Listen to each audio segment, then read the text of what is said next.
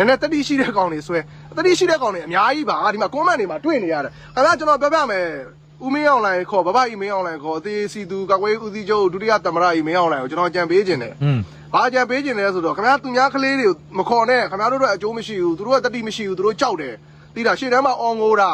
နော်ဒီဘက်ကတော့ကြားရတယ်အဲ့တော့ကိုတော်လိုင်းတစ်ဖွဲ့တွေအနေနဲ့စိတ်မကောင်းဖြစ်ရတယ်အဲ့လိုမျိုးလူတွေပေါ်တာမဆွဲနဲ့ကျွန်တော်ပြောပြမယ်ဦးမင်းအောင်လိုင်းတို့အတွက်ရဲတောင်းနေတဲ့ကောင်တွေရှိတယ်အဲ့ဒါဘယ်မှာလဲဆိုရင်ကျွန်တော် live out တွေမှာကြည့်ကျွန်တော်ရဲ့ post out တွေမှာကြည့်နော်ပြီးလို့ရှိရင်အဲ့မှာကြည့်ပါဗျာအဲ့မှာဟိုကိုစောကော်တို့ post out တွေမှာကြည့်အဲ့မှာကိုစင်တော်နိုင်တို့မပန်ဆယ်တို့ post out တွေမှာကြည့်အဲ့မှာခင်ဗျားတို့ထောက်ခံတဲ့အမာခံရဲတောက်ဆွမ်းတမန်ကောင်တွေအများကြီးပဲအဲ့ကောင်တွေအကောက်ကိုကြည့်ပြီးအဲ့ကောင်တွေကိုပေါ်တာဆွဲအဲ့ဒါ share ပဲအဲ့ဒါ share ပဲအဲ့ဒါဘန်နူလာလိုကောင်တွေနော်အဲ့ကောင်တွေနဲ့ဆိုမိုက်တာပေါ့နော်ပြီးတော့သူလည်းမအော်ကိုလည်းမအော်ချရတာအဆင်ပြေတာတော့ကိုကချသူကအော်တယ်သိရမလားစစ်ပွဲနဲ့မတူဂျပန်ငါးကြီးရတယ်လို့ဖြစ်နေ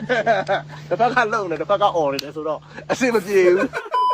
နောက်တဲ့သတင်းပုတ်အနေနဲ့ကတော့တောင်ကုတ်ပထောင်ကာလန်တိုင်းစစ်ကြောင်းထိုးလာတဲ့အမှတ်ဆက်ခွန်စစ်စင်ရေးကုကဲမှုဌာနချုပ်စကခဆက်ခွန်လက်အောက်ခံတရင်တွေကိုအေးနဲ့ပူပေါင်းတွေကပိတ်ဆို့တိုက်ခိုက်ကြကြောင်းထိခိုက်ဒေဆုံးမှုတွေများပြားနဲ့ပြန်လည်ဆုတ်ခွာသွားတယ်လို့လည်းသတင်းရရှိထားပါတယ်တောင်ကုတ်ပထောင်လန်းကိုအဓိကဆက်သွယ်ထားတဲ့လမ်းပိုင်းကဒေသတောင်စခန်းနဲ့နောင်ကျိုးစခန်းကိုဦးတည်လာတဲ့စစ်ကောင်စီစစ်ကြောင်းတွေကိုအေးနဲ့ပူပေါင်းတွေကအော်တိုဘာက2ရက်နေ့ကနေပြီးတော့အော်တိုဘာလ6ရက်နေ့အထိပိတ်ဆို့တိုက်ခိုက်ခဲ့တာလည်းဖြစ်ပါတယ်ပထောင်မြို့နယ်တဲကစစ်တပ်တဆွဲထားတဲ့စင်လန်းရွာနဲ့အေးနဲ့ပူပေါင်းတပ်တွေတဆွဲထားတဲ့လေသာတောင်နောင်ကျိုးစခန်းတို့ဟာ4မိုင်ခန့်သာကွာဝေးတာဖြစ်ပါတယ်စစ်ကောင်စီတပ်ဟာစင်လန်းရွာကနေပြီးတော့လက်နက်ကြီးတွေတပ်ဆင်ထားပြီးတောင်ကုတ်ကိုဦးတည်ပြီးတော့စစ်စင်ရေးဖော်ဆောင်ဖို့ကြိုးပမ်းနေတာကိုလည်းတော်လိုင်းအင်အားစုတွေကဖော်ပြထားတာလည်းတွေ့ရှိရပါတယ်။ဒါပေမဲ့လက်ရှိချိန်မှာကတော့ TNL ကပြန်လည်ဆုတ်ခွာပြီးတော့မြို့တွေကိုပြန်ရပြီးတော့ဒါဟာသူတို့ရဲ့တိုက်ရိုက်ခိုက်ကောင်းလို့ပါဆိုပြီးတော့